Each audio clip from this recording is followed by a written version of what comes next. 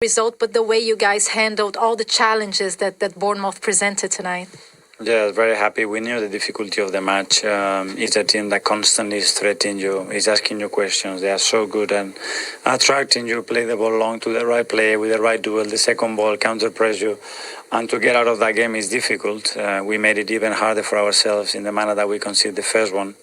But I love the character of the team. I love the character of Gabi. The way he overcome that situation, it's just unbelievable. And it tells a lot about how much we've grown and matured over the years. And yeah, the team find a way to beat them. And it's a massive win. Yeah, you just mentioned Gabi's character.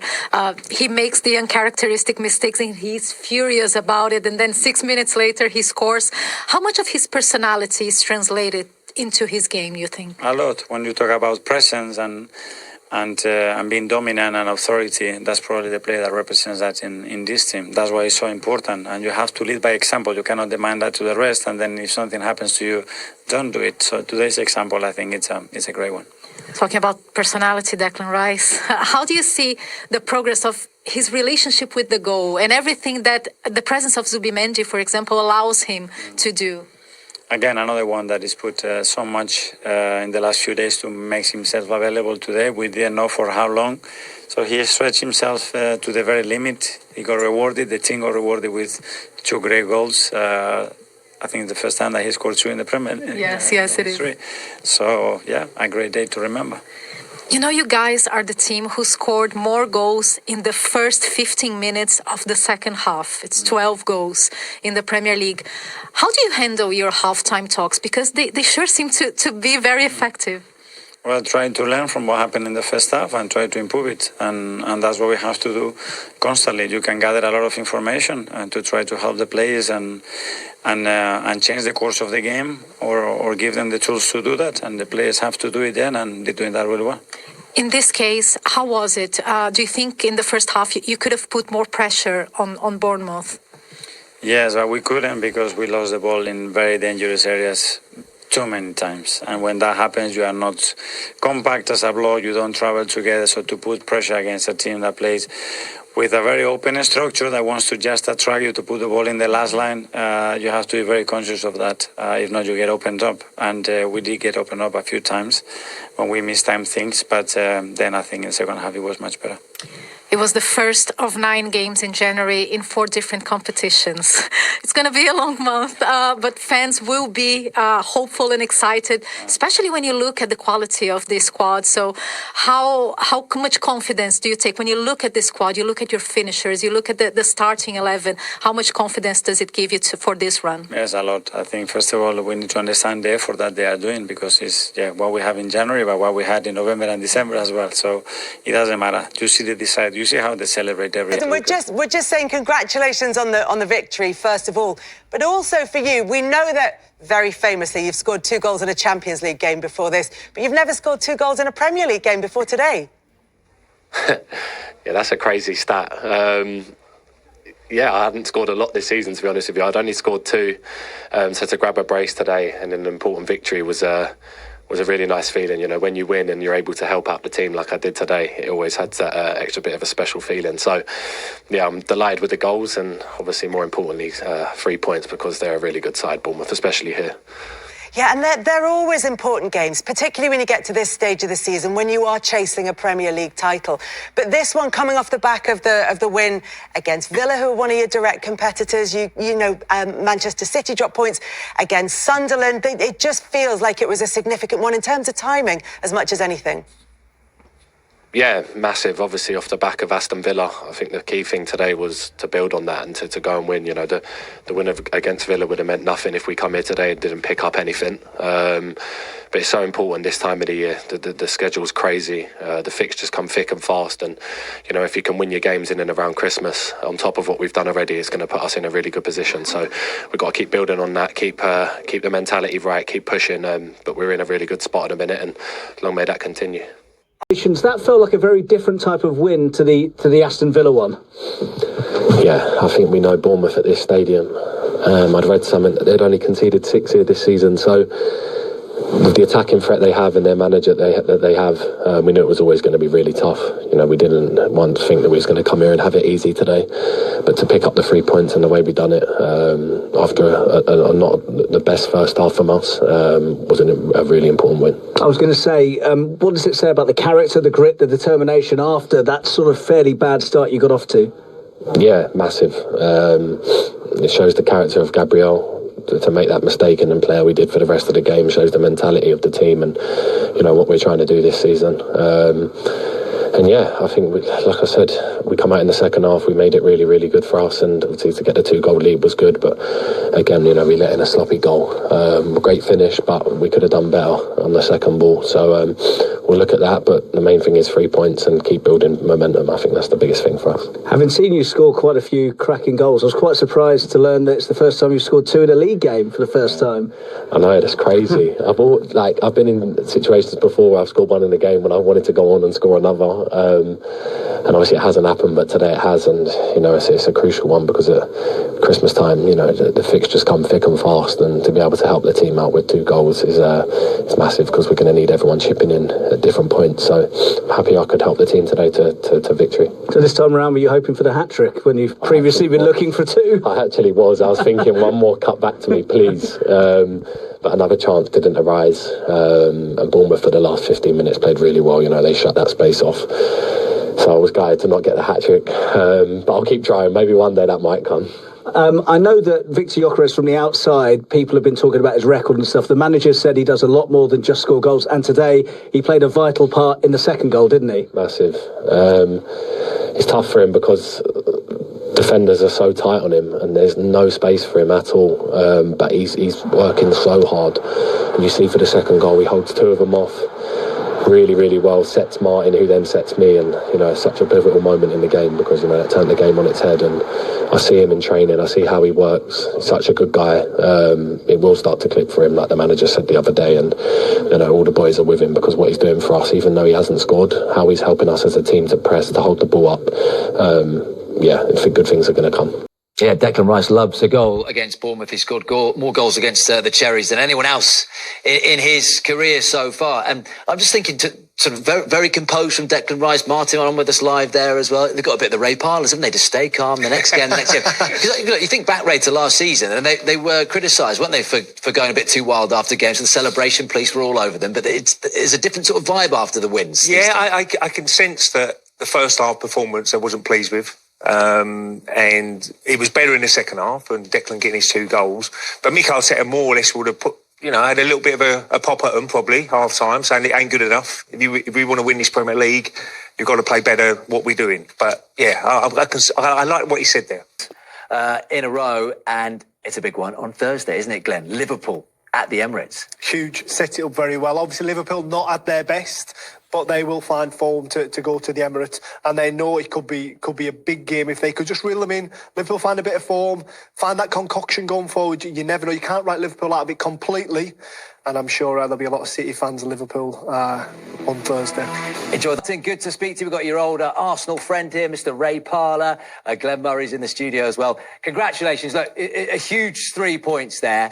And the resilience. You probably heard us there, Martin, talking about Gabriel, the mistake. But 5 minutes, 18 seconds later, he makes amends. And it's a huge win for you down there, isn't it?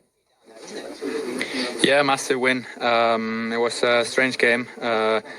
Very sloppy on the ball, especially in the first half. And yeah, obviously with the first goal, put ourselves in trouble. But the way we reacted, and as you said, Gabriel, the reaction, to come back and score. And I thought the whole team was better in the second half. And just annoying that we can see that goal again, to make it too chaotic in the end. But at the end of the day, it's 3 points, another win, and we move on. But lots of things we could have done better. But we'll take the 3 points. Like what, Martin, in particular?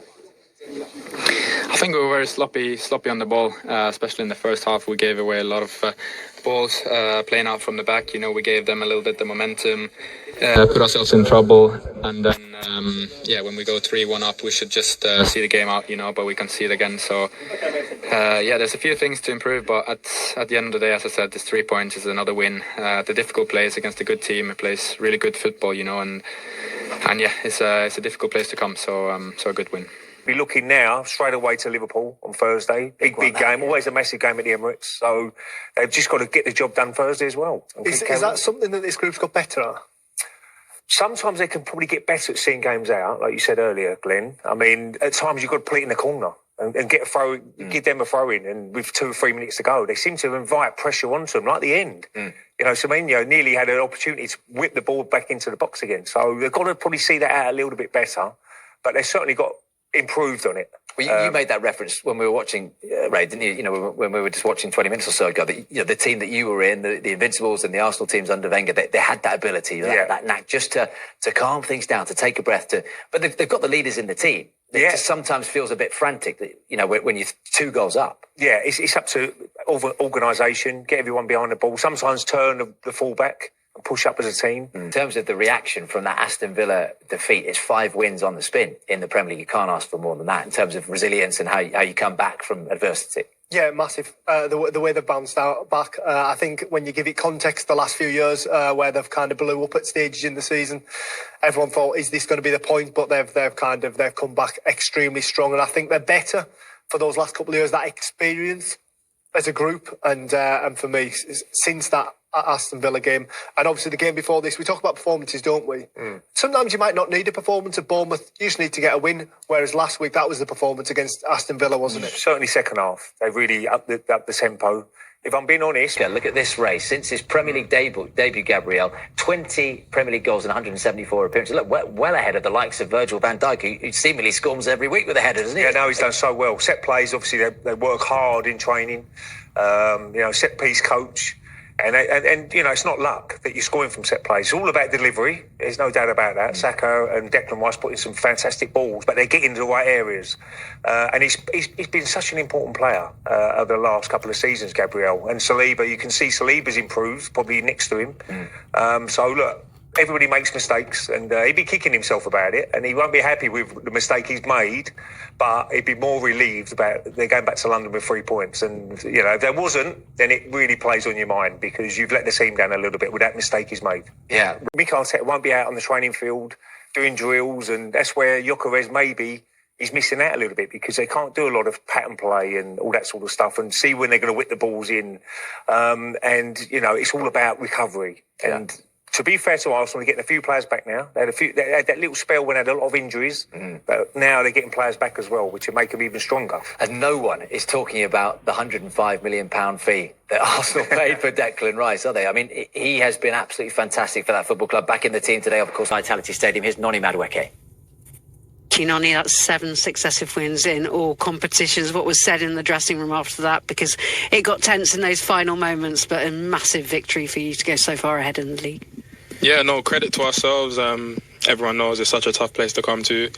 They're a very, very good team, strong at home, and yeah, we're just really happy that we got the win and we keep the momentum going. We've got some tough games coming up, a really long month with a lot of fixtures, so we just want to keep the momentum going for sure.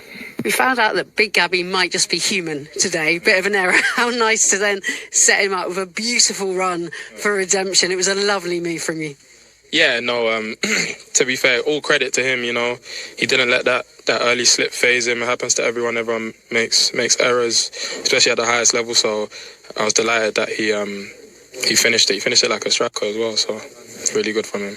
He did react very well, Gabriel, didn't he, to the mistake? And it's not often we see him making mistakes. I mentioned it at half-time, but it's only the first time in 3 years that he's made a mistake. Madueke's performance, what did he make of that? Because he's trying to do all he can to keep Saka out of the team. Yeah, well, that's what it's all about. You know, competition for places. That's what Mikel Arteta wants. He wants people who don't play on a regular basis to come in and make it a problem for him to the next game. And to be fair, Saka, he comes on and gets an assist as well. But Madueke, I thought he was very lively in that first half. You know, he always wanted the ball, and he's a little bit more direct than Saka. Saka, you probably know roughly what you're going to be doing. He always cuts back on his left foot, but Madueke can go both ways. So, you know, I was impressed with him today. Certainly in it. Season. Well, look at these games to come, guys. I mean, Ray, for your old team, is this the point where if they come through this with flying colours, then people really will start to believe. Liverpool Thursday, but going down the list, I mean, Forest scrapping for their lives. Manchester United, it's a game between Manchester United and Arsenal. You know, the fixtures in the past between Leeds and Arsenal, Spurs, a North London derby, and then Chelsea. Well, the players will say every game's hard, and Bournemouth is a difficult game to go away from home. So they just got to keep going. They just got. I think the fans will play their part as well. The Emirates has been really, really lively, especially the second half at Villa. You know, the crowd really pushed them on, and they're going to play their part as well. But there's a long way to go. As I mentioned, I don't get too carried away. I'm really happy that they're top of the table, but every single point matters now. You'll be believing it. If they get through that with what? I will start believing March time, March, April, when there's a little bit of probably 7-8 games to go. Yeah, that's when it comes alive. Well, you know it. You've got it over the line 3 times, Ray Parlour. Midfield, Zubimendi knitting things together, constantly moving, hardly ever gives the ball away. Odegaard's at his best, the penetrative passing, the way he's been playing recently. I mean, the three in midfield today were world class how they work together as a unit. You're nodding, Tim. Well, yeah, I just think when you talk about Declan Rice, it was always that progression of like, can he do it? When you want to get into the Scholes, Lampard, Gerrard category, you have to be tough, strong, leader, box to box, but you have to have the end product. All those players did. He's starting to add that now, and by the way, it looked cool and calm, those finishes. I agree with you with Odegaard as well.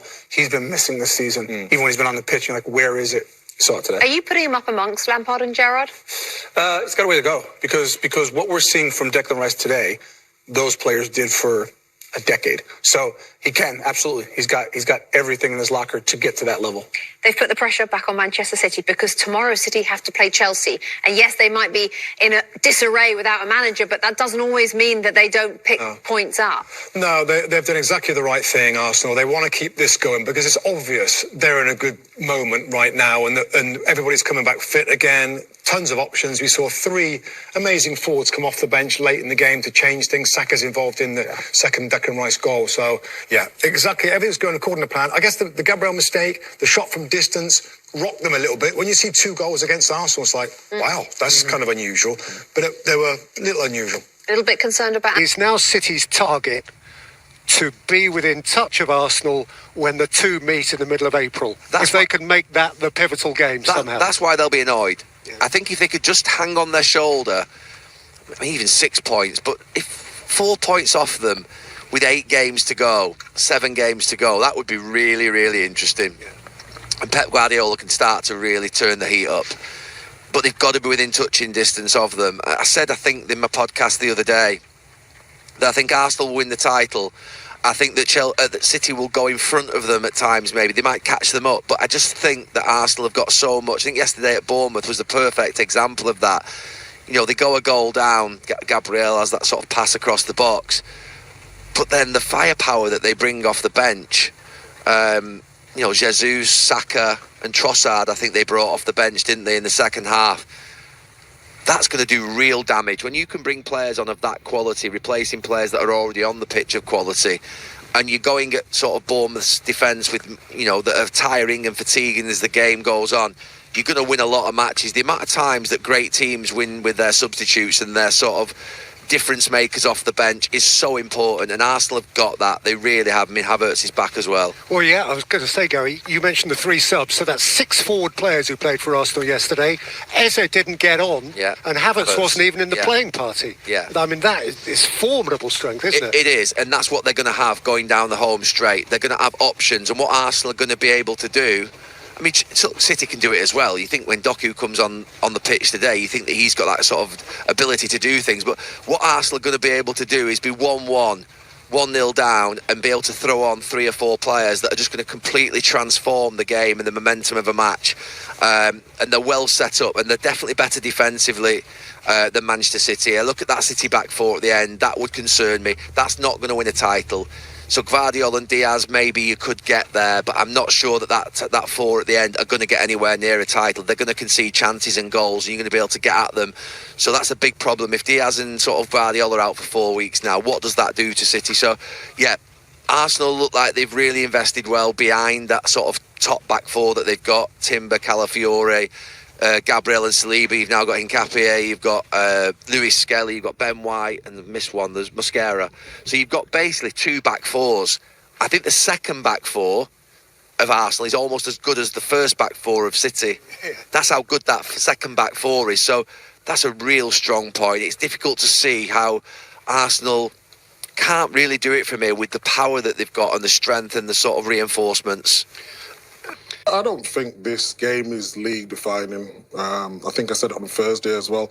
Arsenal play Man City in April. That is going to be one of the games, and there's going to be chops and changes throughout the season. Some games you think we're going to win here, we're going to win there. It doesn't happen like that. And you've got to give credit to Chelsea for that, because they put up a fight. They made it difficult, at times today. And yeah, Man City will be kicking themselves, but you have to give Chelsea credit, especially what they've been going through with having no manager. Yeah. And they're building momentum and building a lot more confidence within the group, and they've added to that. Eze is one of them. But they have a lot more belief as a team now, as a squad. Like they've suffered injuries in positions that we've all questioned and thought that it would derail them. It hasn't. So that just breeds confidence. And when you're part of a group and you all believe in each other, then it only can lead to positive things, and they're doing that, and they're not getting carried away because they've been in this situation before where the outcome hasn't been winning the league, and you learn from them. I think also they've got a real key player coming back in Havertz. Havertz. I think Havertz will have a big say in that running. He'll be fit, he'll be 100% fit, and he'll be used. Yeah, they'll need to recycle, because obviously the Champions League will have if they get knocked out of the Champions League, I'd have them winning the Premier League. I really would. But they'll want to go all the way. You don't see that could potentially derail them, I think, because when everything's going so well, the first thing that doesn't go well, it could have a knock-on effect in other competitions. Yeah, they'll want to go all the way, and momentum is a big thing, and confidence. But I think it will take a lot out of them if they go all the way to the final, if you like, and lose.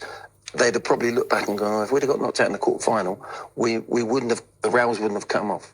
So it's a chicken and the egg. As a footballer and a club, you want to do well in every game.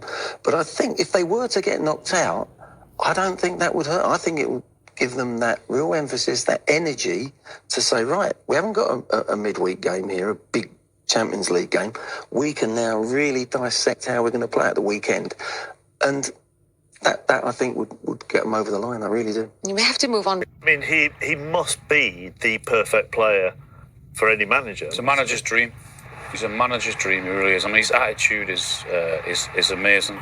He very rarely misses games, and when he's out there, he's a regular 8 out of 10. So he's been incredible. So he said that to you, did he, about Yaya Toure? That's what I remember watching it, and he actually said that, he watched Yaya Toure's game, and the way Yaya Toure is to get the teams out the pitch and, drive through midfield, and he's got that. I think the only thing that now is probably adding a little bit more goals to his game, and he can, when he arrives on the edge of the box, he makes good contact, he's a good finisher.